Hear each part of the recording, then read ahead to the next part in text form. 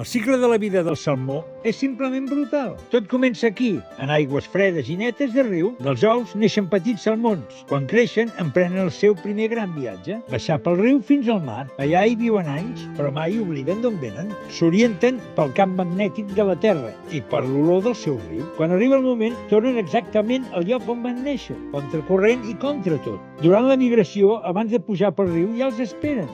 Les orques, les foques i riu més amunt s'hi troben ossos, llops, àguiles i humans.